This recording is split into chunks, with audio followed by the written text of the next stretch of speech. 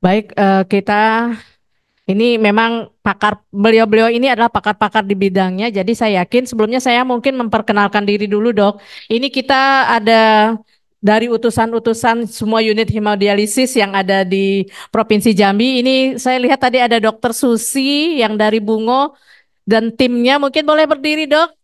Dokter Susi dari Bungo ini jauh, Dok, melalui batu bara tadi. Susi, ini melalui batu bara tadi ya Mbak ya, sampai berapa jam? 6 jam, 8 jam.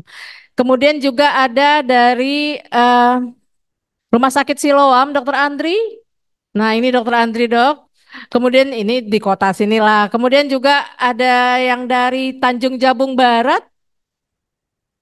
Siapa ya? Ada utusannya enggak ya? Dari Tanjung Jabung Barat. Saya nggak tahu, saya tidak lihat dokter Septi, tapi dokter Septinya lagi ada acara, Dok. Jadi ini istilahnya kita memang ada perwakilan-perwakilan dari daerah, Dok, yang memang sengaja datang karena untuk menambahkan ilmu mereka.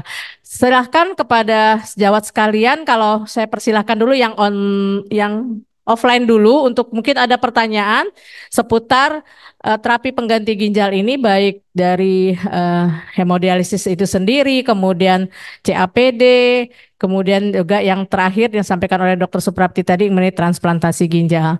Mohon bantuannya panitia untuk mengedarkan. Silakan boleh tunjuk tangan biar panitia bisa menyamperi ke sana. Kalau tidak, tolong panitia juga dilihat ada pertanyaan yang secara online di chat, tolong dibacakan.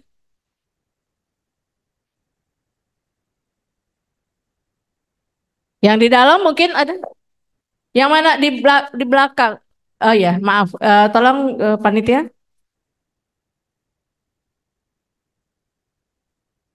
Cek. Baik. Assalamualaikum warahmatullahi wabarakatuh. Izin dok, sebelumnya perkenal Ade dari Rumah Sakit Umum Nordin Hamzah, Tanjung Jabung Timur. Sebelumnya rumah sakit kami memang belum berjalan unit hemodialisanya. Izin dokter, saya ingin bertanya kepada ketiga eh, narasumber. Mungkin yang pertama untuk Dokter Zulhar Ali, izin dok.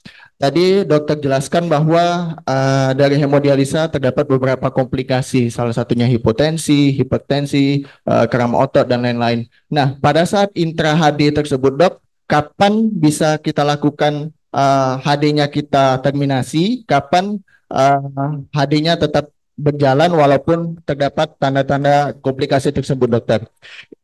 Izin untuk yang kedua untuk kepada Dokter Novadian, mungkin izin dok sama seperti dengan Dokter Zulhar Ali tadi bahwa pada saat intra HD ada komplikasi. Nah kalau pada saat peritoneal dialisis, apakah ada juga biasanya gejala-gejala seperti komplikasinya dok pada saat melakukan peritoneal dialisis? Yang kedua, jika terdapat infeksi site dan menyebabkan peritonitis pada pasien dengan PD, ke depan akan dilakukan hemodialisa. Nah, jika peritonitisnya sudah sembuh, apakah bisa kembali ke peritonialisis atau tidak, dokter?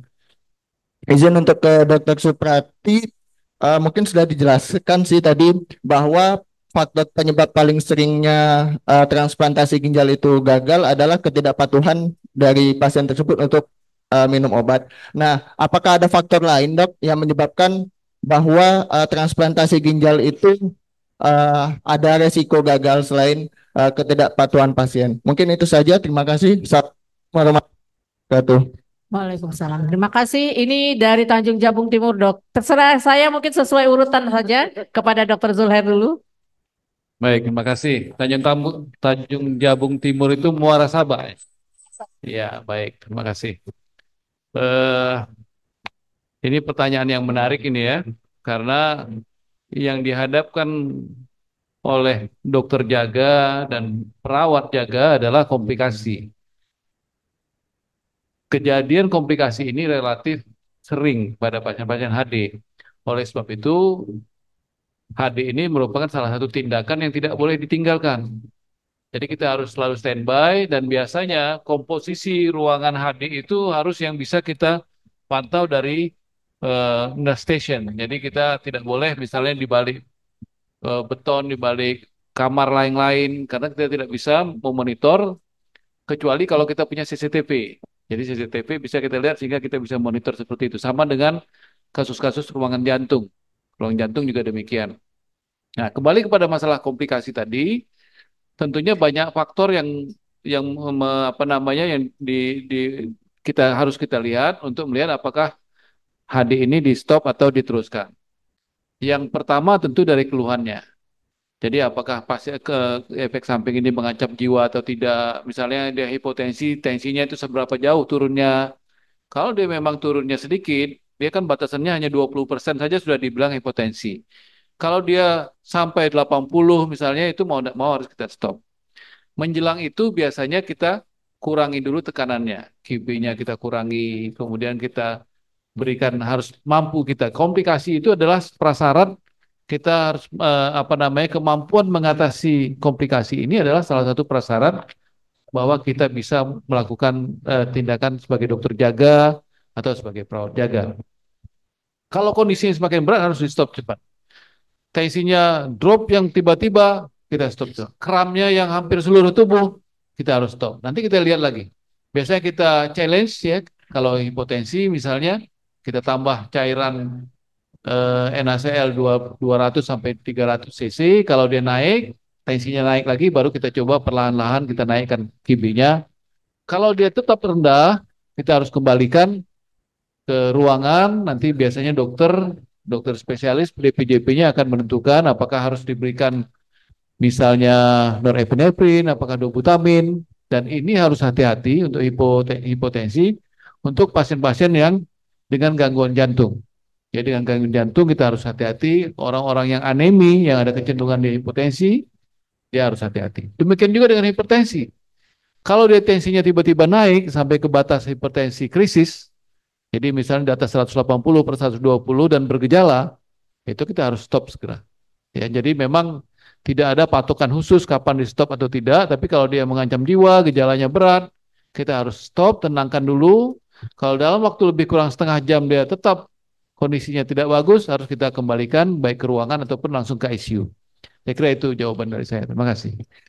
Terima kasih Dr. Zul, saya kira cukup jelas ya.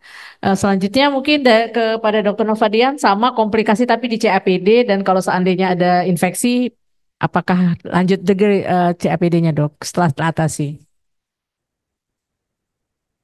Iya, pada pasien CAPD itu makanya perlu buku harian dilihat apakah rugi atau tidak ya. Artinya kalau dia rugi dicari penyebabnya. Apakah ada masalah sumbatan atau tidak di CAPD-nya.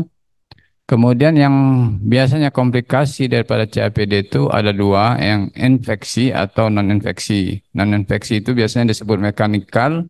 Kalau yang infeksi biasanya peritonitis atau infeksi pada exercise. Nah, kalau peritonitis itu disertai biasanya eh, cairannya keruh, nyeri perut, ya. Kadang-kadang juga disertai demam dan kita harus kultur untuk membuktikan jenis kumannya. Pada saat pasien infeksi, katakanlah peritonitis, kita lihat kalau kita kondisinya itu tidak berat ya, bisa tetap dilakukan pergantian cairan. Tapi bila kondisinya tidak memungkinkan, biasanya kita istirahatkan ya, kita perbaiki, beri antibiotik intraperitoneum, lakukan cuci darah. Kalau misalnya dalam pengamatan kita infeksinya sudah teratasi, ya tentu kembali ke CAPD lagi. Artinya yang paling penting bahwa kita bisa melihat kondisi-kondisi infeksinya itu apakah pada exercise atau pada peritoneum yang disebut dengan peritonitis. Itu yang perlu kita atasi. Tadi ada lagi nih. Masih bisa dipakai lagi nanti. Oh bisa, ya, tetap bisa. Oke. Ya, terima kasih Dokter Novadian. Selanjutnya Dokter Suprapti. Nggak susah ya Iya, sekarang. memang itu kayaknya harus harus dipencet bunyi terus dia tadi kata adminnya. Terima kasih. Jadi kalau komplikasi paling sering tadi kan dibilang bahwa minum obatnya nggak teratur gitu ya. Nah, yang kedua itu biasanya efek samping dari obat. Kan orang itu berbeda-beda. Jadi ada efek samping. Yang pasien-pasien saya yang kembali dengan hemodialisis itu karena efek samping obat yang tidak dilaporkan secara cepat. Paling sering biasanya diare, jadi dehidrasi. Jadi dehidrasi itu kan yang paling tinggi. Pasien-pasien kita, kalau saya biasanya dapat pasien dengan konsulan, apalagi dengan AKI ya, kita main cairan dulu. Kalau akut kidney injury, kita main cairan dulu. Kita coba lihat main cairan. Kalau cairannya bagus, insya Allah uriumnya turun, kreatinnya juga pelan-pelan turun. Tapi kalau pada pasien-pasien yang kita dengan cangkok ini, biasanya diare itu dia bilang, beraknya cuma 2 kali, tapi dia nggak ngonsul ke kita, nggak telepon. Teleponnya nanti kalau sudah 3 hari 4 hari diare itu tidak berhenti atau muntah-muntah itu berlebihan, itu baru datang kita sudah dehidrasi berat. Akhirnya kita ya ngejar cairan. Nah itu mulai nanti kreatinnya nggak bisa normal lagi, nggak sampai di bawah 1 lagi, bisa sudah mulai dari 2 3 karena sudah mulai jelek. Nah satu lagi juga mungkin dari makanan yang saya bilang, makanan walaupun itu bebas tapi masih tetap dibatasi. Karena mungkin takutnya apa pembuluh darahnya itu. Karena mainnya di ginjal itu adalah pembuluh darah. Kan glomerulus itu banyak pembuluh darahnya. Nah di situ.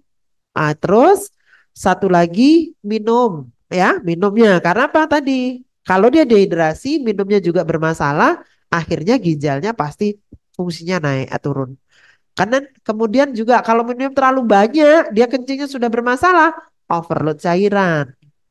Nah itu, jadi makanya yang seperti seperti itu harus diedukasi dari awal. Kira-kira nanti dia harus lapornya kapan? Kalau saya biasanya kalau ada apa-apa cepatlah lapor ke saya. Jadi saya bisa langsung tindakan apa yang harus dilakukan pada pasien ini. Jadi kemarin ada 2 yang balik lagi ke HD itu seperti itu. Yang satu tadi minum obat, sekarang pindah ke CAPD, nggak tahu pindah ke Jambi. Ya dok, si kemarin yang gagal gagal transplant yang si aduh kawannya David itu pindah ke Jambi dia CAPD. Oh Faiz namanya.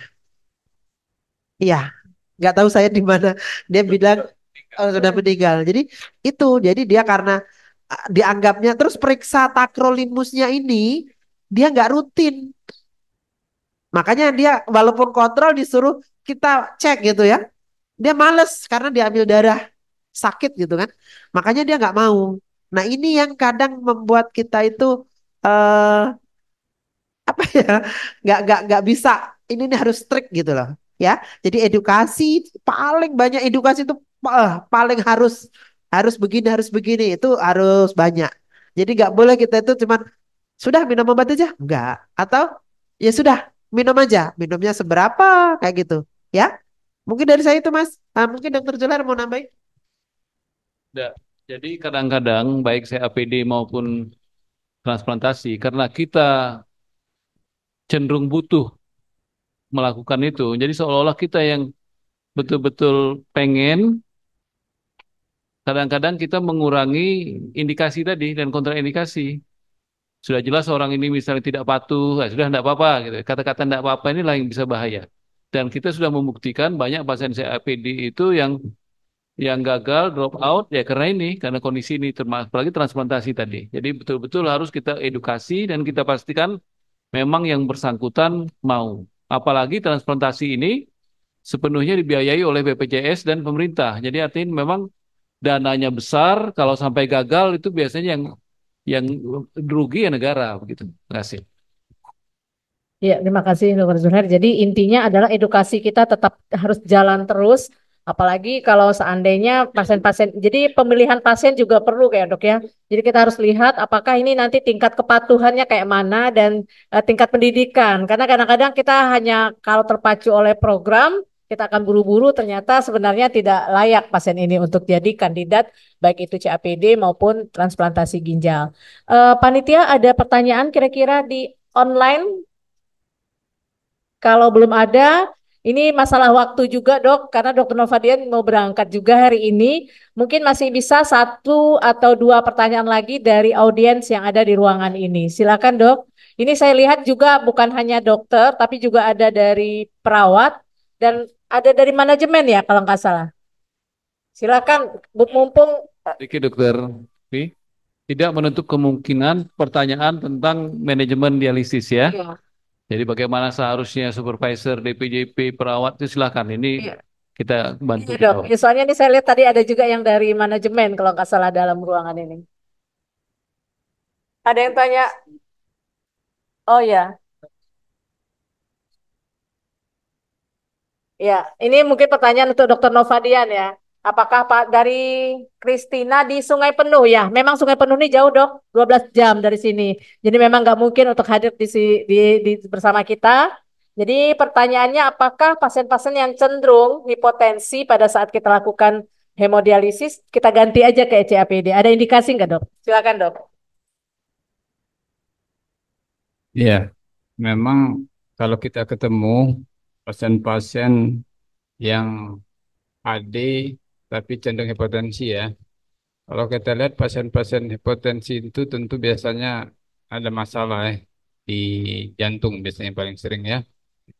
Tentu kalau kita alihkan atau pilihkan CAPD lebih baik untuk pasien tersebut. Karena kalau kita lihat CAPD ini tidak banyak mempengaruhi tekanan darah. Jadi boleh ya dialihkan daripada dia setiap cuci drop akhirnya tidak jadi cucinya ya. Oke. Ya, jadi memang salah satu indikasi ya dok ya CAPD. Ya, ini juga ya yang hipertensi tidak bisa dikontrol dengan baik, bisa juga ke CAPD. Ya, jadi ya, bertambah lagi ya. Jadi artinya ini kan yang masih ngetren di Jambi ini hemodialisis ya, Dok. Jadi mungkin salah satu mungkin upaya dari sejawat sekalian serta mitra kita perawat kalau seandainya ada pasien-pasien yang kita hemodialisis selalu hipotensi atau selalu justru hipertensinya tidak terkendali, mungkin coba diedukasi untuk dilakukan CAPD dan nanti lapor ke Dokter Hasan ya, Dokter Hasan ya. Karena kita di Jambi belum melakukan, mungkin gimana Dokter Hasan persiapan kita kalau ada pasien mau CAPD? Salah satunya tadi ada pasien kita yang lagi HD, Ibu siapa tadi itu pengennya CAPD. Kira-kira bagaimana prosesnya? Mungkin Dokter Hasan bisa jawab.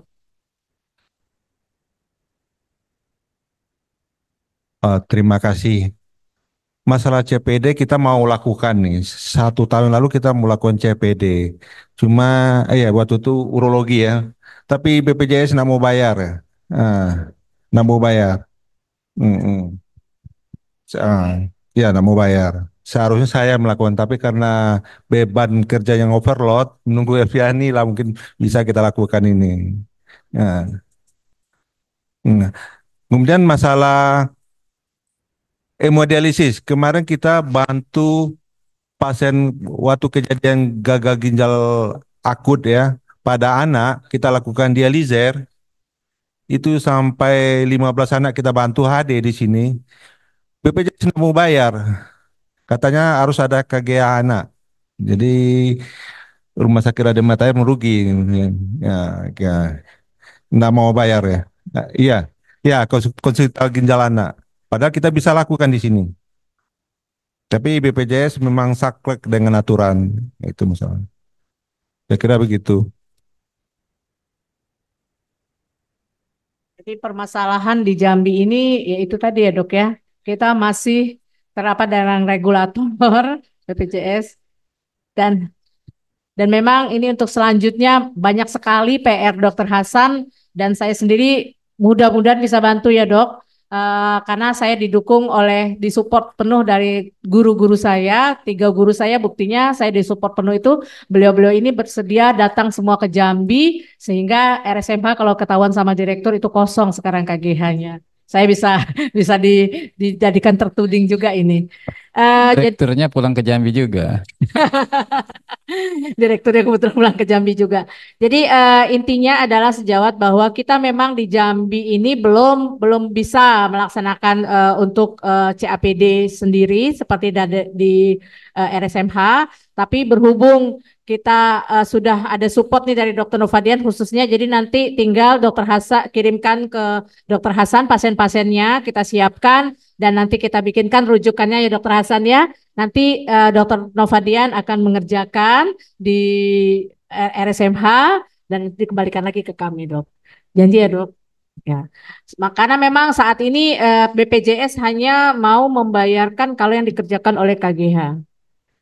Untuk teman-teman bedah urologi maupun bedah digestif itu tidak ditanggungkan. Tidak tahu apa karena kualifikasi rumah sakit kami masih tipe B. Belum mau. Ya dok, nanti mungkin perlu edukasi lagi. Oke, masih ada waktu sebenarnya ini sudah lewat dari rundown.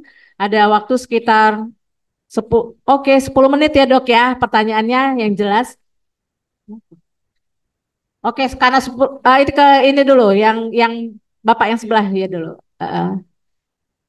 Ini urologi kita nih dokter Dio. Ya, Assalamualaikum. Terima kasih. Saya Dr. Rio dari Divisi Urologi Radio. Ya, sebenarnya saya hari ini tidak mendaftar, cuman saya hadir untuk memberikan dukungan kepada tim Uronefro Dr. Hasan dan Dr. Elviani. Terima kasih dokter Sekaligus Dio. kebetulan ada guru-guru saya yang datang sebagai pembicara. Jadi mumpung sudah datang, saya juga sekalian izin bertanya dok, seperti itu. Seringkali saya mendapatkan konsulan dari Dokter Hasan khususnya, itu pasien-pasien yang rutin menjalani hemodialisa, namun ternyata membutuhkan tindakan operatif. Biasanya saya, atau pasiennya tidak butuh tindakan operatif, tapi dikonsulkan dengan gros hematuria. Biasanya saya kemudian akan minta Dokter Hasan untuk HD free heparin atau stop antikoagulan, baru kemudian saya lakukan tindakan operatif atau menunggu sampai gross hematurianya resolve. Pertanyaan saya adalah kira-kira berapa lama toleransi maksimal penghentian dari antikoagulan atau HD free heparin ini sendiri? Mungkin itu saja. Terima kasih. Ya, terima kasih Dokter Rio. Kita ditujukan ya dok ya. Terserah nanti siapa yang menjawab ini masalah hematuri dan harus Dokter Suprapti. Silakan dok. Terima kasih Dokter Rio. Jadi mungkin kita tahu T setengahnya dari heparin itu kan paling maksimal 8 jam ya. Jadi pemberian heparin itu bisa sampai kalau sama mau tindakan ya mungkin lebih dari 8 jam aja bisa. Tapi kalau dia sudah memakai duluan yang seperti kalau pasien hemodialisis kan nggak boleh lagi dipakai simak kayak gitu kan. Nah itu kalau simak lebih lama dok. Kalau simak itu biasanya seminggu bisa. Tapi kalau sama mama yang heparin ini 8 jam. Jadi kalau sama mau operasi dia ini habis HD kemudian mau dievaluasi cukup 8 jam atau 12 jam lah atau besok pagi mungkin lebih lebih nyaman gitu dok. Tapi kalau sama mama itu masih terjadi perdarahannya masih berlanjut kalau kurang dari 8 jam. Dokter Juna? Jadi benar sekali apa yang dikatakan oleh Dokter Suprapti. Kita akan bantu kalau memang ada tindakan-tindakan situ. Jadi misalnya ada tindakan situ yang harus kita HD duluan, itu kita akan mencoba memakai yang heparinnya minimal atau free heparin. Justru yang sering kita lupakan itu, yang harus hati-hati lagi adalah bukan antikoagulan, antiplatelet, aspilat. Nah itu yang aspilatnya yang harus minggu, kadang-kadang kita kelupaan ya. Nah itu kadang-kadang setelah terjadi baru kok pendarahan. Jadi antiplatelet juga harus kita hatikan selain dari antikoagulan. Terima kasih. Oke. Bisa kan? Ya. Bagaimana dokter Rio? Ya silakan. Terima kasih. Mungkin sedikit tambahan. Kalau pasca operasinya, dokter, kira-kira berapa lama HD-nya sudah bisa tidak perlu preheparin lagi atau anti plateletnya bisa dimulai lagi? Tergantung risiko. Tergantung risiko pendarahannya pasien itu. Kadang-kadang kan ada kan orang operasinya operasi besar, Nah, kita harus lagi-lagi kita sebetulnya memainkan heparinnya. Heparinnya kita minimalkan atau kita free heparin kalau memang betul-betul diperlukan. Tapi tetap kita harus menjaga risiko pendarahan setelah operasi itu. Itu memang benar itu. Kadang-kadang kita kelupaan setelah operasi besar, kemudian kita HD, tahu-tahu pendarahan. Jadi memang risiko pendarahan itu harus kita perhatikan. Ini terutama untuk rekan-rekan para sejawat penanggung jawab HD, ya. Kalau dia situ bisa cepat, tapi kalau memang bisa kita tunda, itu besoknya biasanya kita lakukan ya. Ada juga sorenya juga kita lakukan. Memang kalau memang operasinya tidak tidak terlalu besar, risiko pendarahannya minimal dan kita batasi heparinnya lagi-lagi. Makasih. Terima kasih, Dok. Masih, masih Dokter Rio. Dokter Rio ini rupanya dapat tanggung jawab ya, mengelola manajemen untuk uronefro Jambi ya dok ya. Ya, Dok sekalian mungkin sedikit jawab. Kebetulan saya yang bersama Dokter Hasan dipercaya untuk mengembangkan uronefrologi di Provinsi Jambi dan Kemenkes yang sering berkomunikasi sama saya sama RSCM. Mungkin saya sedikit menjawab tadi pertanyaan terkait CAPD yang belum dikerjakan di Provinsi Jambi, Dokter. Jadi sebenarnya kendalanya adalah, jadi selama setahun belakangan ini kita memang sudah berusaha untuk mengerjakan CAPD, namun memang kendalanya adalah masalah pembiayaan. Jadi khusus di Jambi mereka tidak menanggung urolog atau dokter bedah digestif sekalipun untuk mengerjakan CAPD. Setelah kami tanyakan, mereka mengeluarkan Permenkes tahun 2010 yang bunyinya adalah CAPD hanya dibayarkan apabila dikerjakan satu oleh dokter bedah, yang kedua oleh dokter ginjal hipertensi, yang ketiga adalah dokter spesialis penyakit dalam yang terlatih. Cuman kendalanya saat ini seperti yang tadi sudah dijelaskan Dokter Hasan adalah Dokter Hasan dengan kesibukannya yang luar biasa hampir tidak mungkin untuk masih punya waktu melakukan tindakan sehingga mencoba berkoordinasi dengan kami.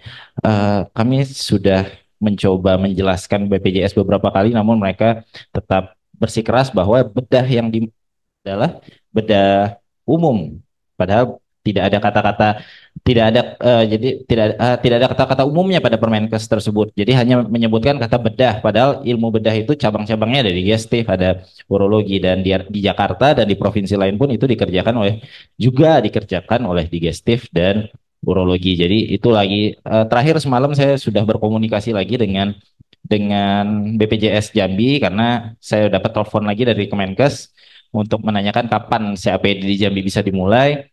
Ya saya tanyakan lagi dan mereka sedang proses review ulang dan konfirmasi ke ke pusat. Jadi eh, mudah-mudahan sembari menunggu Dokter Elviani dalam waktu dekat apabila BPJS sudah meng-ACC, Jambi bisa segera memulai pelayanan CAPD. Mungkin seperti itu. Terima kasih. Makasih Dokter Rio. Mudah-mudahan cita-cita kita semua ya dok ya dan PR kita semua. Oke, ini sebelum tadi saya kan janji satu lagi ya, ada Dokter Oji, tapi ada di online. Jadi kita rasanya nggak adil juga kalau semua yang hadir di sini. Di sini ada pertanyaan kalau pasiennya usia muda perempuan, dok. Kapan kita pengalamannya nih? Kayaknya nih ke Dokter Novadian pertanyaan. Sebaiknya kapan CAPD pada pasien muda, wanita, kemudian saat kehamilan dan prekehamilan. Silakan, dok. Ya, bagus pertanyaannya. Karena kan sebenarnya pada pasien gagal ginjal itu biasanya sudah berkurang ya, angka kesuburannya hampir kira-kira tinggal 3%. Tapi masih ada beberapa, karena persennya masih ada, kemungkinan hamil. Artinya dia masih muda, pilihannya apa ya? Sama, kalau kayaknya sama ya. Karena kalau dia CAPD, trimester pertama masih boleh pakai CAPD. Selanjutnya harus HD, karena rongga untuk pergantian cairan itu akan berkurang karena berkembangnya janin. Jadi kalau pilihannya boleh semua, HD atau CAPD. Begitu dia hamil nanti, itu yang repotnya, HD-nya kan harus lebih sering. Itu berhubungan dengan urium harus diturunkan, biasanya di bawah 30 supaya tidak ke janin. Nah, itu masalahnya. Artinya memang perlu kondisi khusus pada pasien-pasien gagal ginjal yang mau hamil. Tapi bukan berarti tidak boleh, tetap aja boleh. Tapi beberapa pasien bisa ya, tapi sangat jarang, angkanya sangat sedikit. Saya punya cucu 4. Saya sudah punya pasien 4 yang melahirkan dengan selamat. Ada yang satu yang abortus banyak sih, tapi yang berhasil sampai sekarang 4.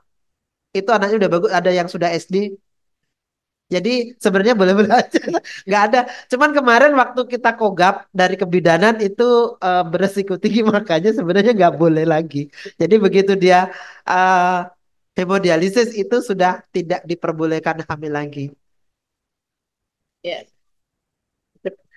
Oke, mungkin Dokter Oji penutup ya pertanyaannya karena ini juga waktunya. Silakan Dokter Oji. Ini dari Sarolangun. Yang Saro benar dok kesini memang 6 jam atau 7 jam? Kalau pagi itu cuma Oh, 3,5 jam. Oh bisa ya Bisa. karena nggak ada ya, karena nggak ada ini batu bara ya dok ya. Tidak. Ya silakan dok. Oke, Assalamualaikum warahmatullahi wabarakatuh. Salam. Mungkin langsung kepada Dr. Suprapti ya. Ini sebenarnya kami di Sarolangun itu seringkali ditanyakan pasien nih. Ya, pasien-pasien yang CIKA di stadium 5 itu sebenarnya dok udah sering tuh. Dokter, gimana caranya agar kami ini bisa transplantasi? Apa sih syarat-syaratnya gitu? Jadi yang sering ditanyakan itu mohon diinformasikan apakah itu masuk BPJS ditanggung semua apa tidak? Seandainya iya apa tidak, mana yang ditanggung mana yang tidak. Nah, satu, itu sering ditanyakan keluarga itu. Yang kedua, mengenai pedonornya itu apakah eh, bisa dari orang lain atau dari keluarga langsung kami bawa ke Palembang atau kami bisa ngantri dulu, ngantri misalnya ada donor gimana gitu kan. Kemudian kalau misalnya ada biaya tambahan dari pihak keluarga, misalnya dari BPJS ditanggung sekian atau tidak, atau murni 100% dari kami itu berapa biayanya gitu. Jadi itu banyak sekali untuk ditanyakan. Jadi karena dalam sehari-hari saya nggak tahu infonya ya saya suruh aja ke Palembang atau ke Jakarta gitu. Jadi mohon informasi secara lengkapnya bagaimana prosedurnya bila pasien kami di daerah pingin cangkok ginjal gitu. Terima kasih itu aja. Assalamualaikum warahmatullahi wabarakatuh. Terima kasih dok pertanyaannya. Jadi sebenarnya kalau tadi dokter Hasan bilang cangkok itu udah ditanggung oleh pemerintah, jadi BPJS. Cuman ada satu pemeriksaan yang itu HLA dengan crossmatch ABO, golongan darah, itu yang belum ditanggung. Karena dia harus mengusahakan pemeriksaan saya sendiri. Tetapi kalau yang di Palembang itu kita sudah masukkan ke dalam di rumah sakit gitu, takrolimusnya.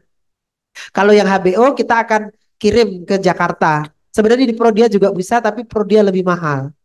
Makanya kita anjurkan ke Jakarta dengan pemeriksaan satu pasang donor itu sekitar 11 juta. Jadi kalau saya biasanya saya akan hubungi di Jakarta dulu, kemudian mereka boleh gitu, langsung kita kirim ke sana, besok pagi cek langsung pulang. Nanti hasilnya dikirim lewat email. Nah, untuk yang donor, tadi dibilang donor itu bisa semua sampai sebenarnya boleh dok. Makanya tadi kan ada donor hidup sama donor kadaver ya.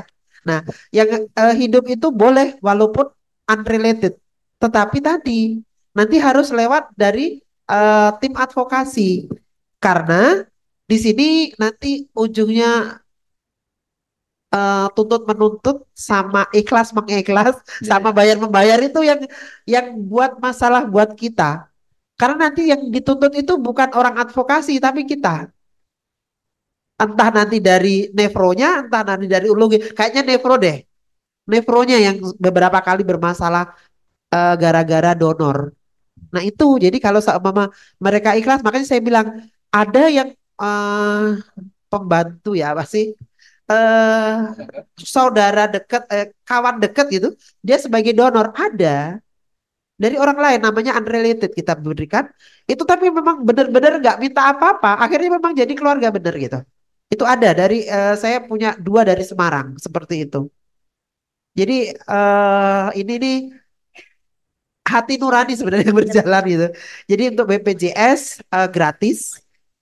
Donor sebenarnya kalau di dalam undang-undang itu tidak ditanggung oleh BPJS. Nah, tapi pada saat operasi itu ditanggung.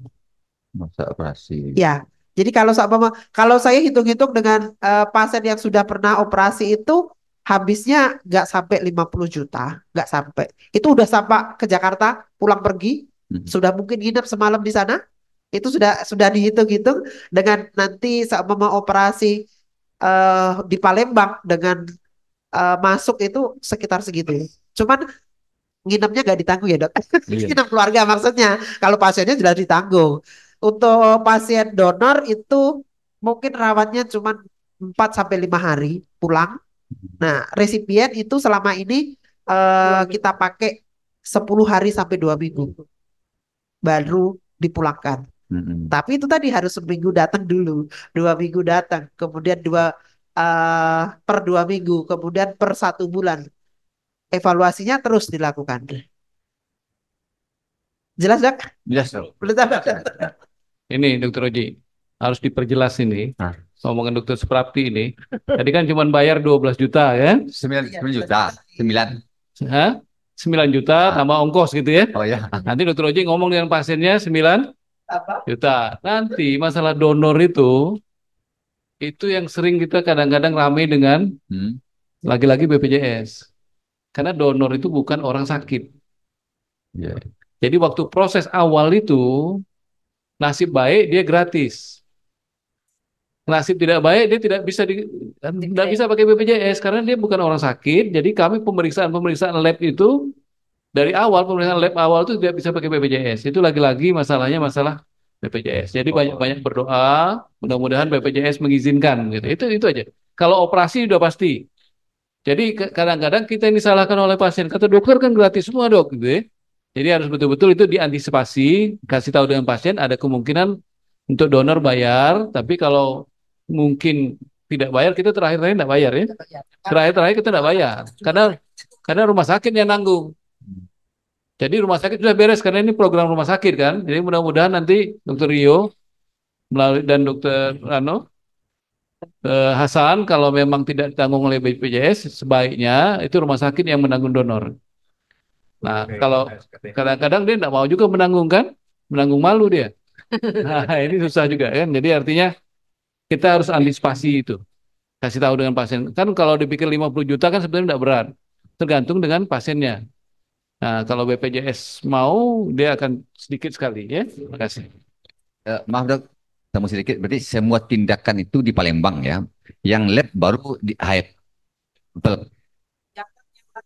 Bisa di Palembang, tapi hanya HRA Jakarta.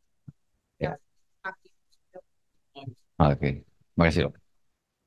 Kalau memang dihitung swasta dok, itu sekitar 350 sampai 450 juta habis sekali satu pasang. 300. Jadi itu sudah, itu mulai dari pemeriksaan sampai operasi itu dihitung-hitung kalkulasi dengan rumah sakit itu sekitar 350 sampai 450 juta. Ya. Tarif. Kalau tarif rumah sakit itu sudah kelas 1 loh dok. Kalau turun rumah sakit itu lebih agak turun sedikit dok. Itu rumah sakit mana tuh dok? Rumah sakit memutusin. Enggak yang untuk swasta untuk pribadi? Iya. Sama. Jadi untuk kalau yang di Jakarta kan 1 M. Kalau yang kita 500-an cukup. Oh, oke. Gitu. Soalnya lumayan juga yang minat soalnya. Ya. Jadi Dokter Oji pertama kita usahakan dulu pertama screening pasiennya dengan tepat. Jadi karena memang nanti jangan sampai benar-benar berbunyi bahwa tidak ada biaya sama sekali. Jadi tetap kita nyatakan ada berbiaya tapi mungkin tidak besar seperti yang dibayangkan kata Dokter Suprapti tadi sampai 450 juta. Karena yang kebayang sama pasien-pasien kita kan biasanya yang itu. Terus yang kedua pastikan juga BPJS-nya. Karena kan kalau nggak salah dok kelas 3 belum ditanggung ya dok. Kelas 3 ditanggung. Ditanggung tapi rugi. Tergantung rumah sakitnya. Kalau seumpamanya rumah sakit bisa menerima kan kalau nggak salah hitungan BPJS itu untuk operasi cangkok ini kelas 3 itu cuma 250 atau 200 gitu loh. Sedangkan habisnya kan sekitar 300-an sekian. Makanya tinggal 100 itu ditanggung. Nah, kalau memang rumah sakit itu bisa menerima ya bisa gratis.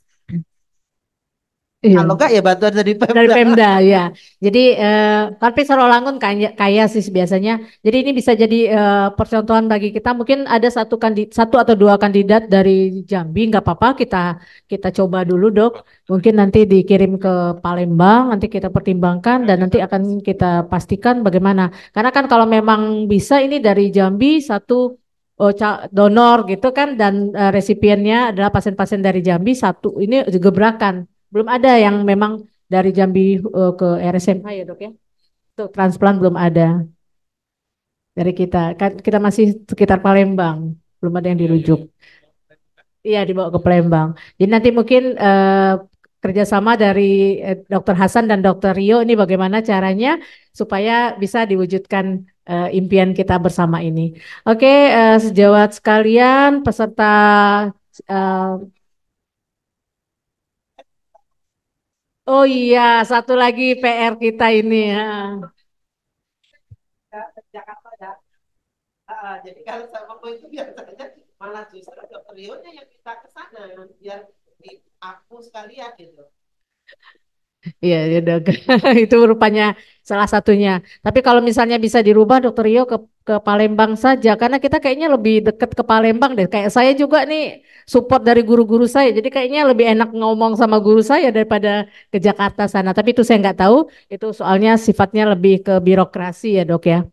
Oke, terima kasih kepada sejawat sekalian, Bapak Ibu peserta seminar pada hari ini, baik yang online maupun yang berhadir pada offline pada saat ini, karena memang keterbatasan waktu dari narasumber kita ini yang memang mudah-mudahan nanti beliau-beliau ini masih mau datang ke Jambi, walaupun tidak bertiga seperti ini, nih saya gerberakan pertama aja. Nanti mungkin khusus untuk transplant Dokter Suprapti datang 2 hari 2 malam atau seminggu di Jambi ini, ya mana tahu ya. Mungkin kita akan lebih berharap seperti itu. Atau nanti kalau ada CAPD seperti kata Dokter Rio, kita siapkan aja pasiennya di sini dok. Dokter Novadian sudah janji sama saya, katanya akan bantu gitu, akan datangkan tim bahkan dari Palembang sana. Jadi mungkin kita kerjakan di sini Dokter Rio, tapi kita minta dari tim Palembang datang, karena itu janji Dokter Novadian yang saya pegang. Jadi mohon maaf kalau memang pada penyelenggaraan ini ada yang tidak pas, terutama untuk rekan-rekan yang ada di Zoom. Mohon maaf karena sinyal memang ini ruangan memang baru diperbaiki, jadi sinyal hilang timbul dan juga mohon maaf kepada narasumber karena penyajian bagus-bagus sih slide-nya juga ya materinya bagus-bagus, cuman dalam presentasi tadi agak terhambat dengan sinyal. Dan itu tadi ada beberapa pertanyaan dari peserta di Zoom, apakah materinya bisa di-download? Izin kalau memang diizinkan dok, nanti panitia akan share dan memasukkan ke dalam Google Drive. Sekali lagi atas nama moderator saya mohon maaf, saya sudahi dengan wassalamualaikum warahmatullahi wabarakatuh. Saya kembalikan kepada protokol Dokter Feni. Silakan dok. Terima kasih dok. Berdiri situ dok.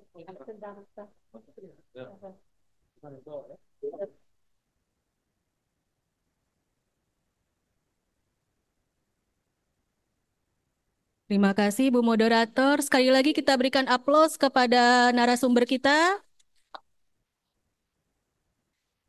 Terima kasih. Baiklah, kita sebelum memasuki acara penutup, ada penyerahan kenang-kenangan dari manajemen Rumah Sakit Umum Raden Matahir Provinsi Jambi dan PAPDI Cabang Jambi. Dari pihak manajemen akan diwakili oleh Pak Emsir. Silakan Pak.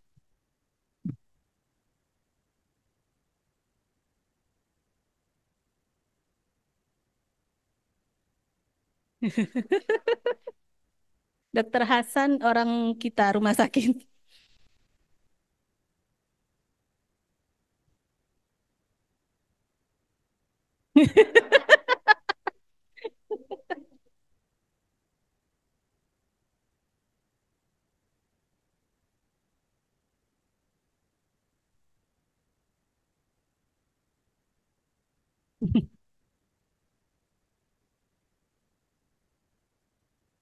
Terima kasih. Kemudian kenang-kenangan dari PABDI Cabang Jambi yang akan diserahkan oleh Ketua PABDI Cabang Jambi, Dr. Elviani.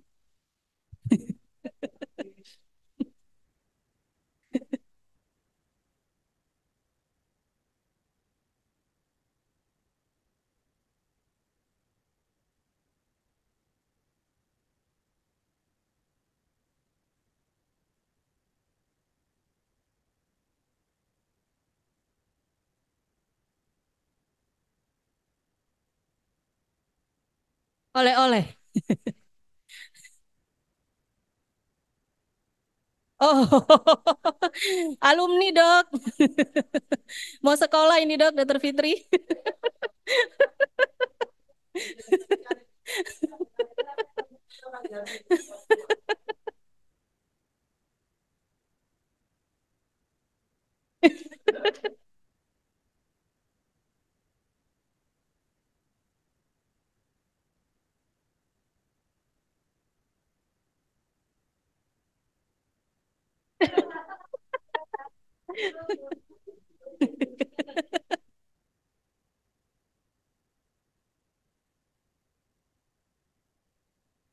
Ketinggalan.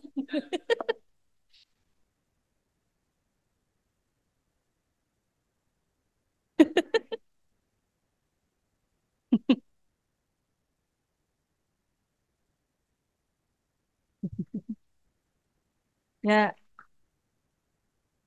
terima kasih, Dok. Sebagai acara penutup, kita akan bersama-sama mengikuti makan siang. Mungkin untuk narasumber dan tamu, kalau untuk peserta kita berikan nasi kotak. Terima kasih. Sebelum saya akhiri acara ini, mari sama-sama kita ucapkan Alhamdulillahirobbil alamin. Assalamualaikum warahmatullahi wabarakatuh.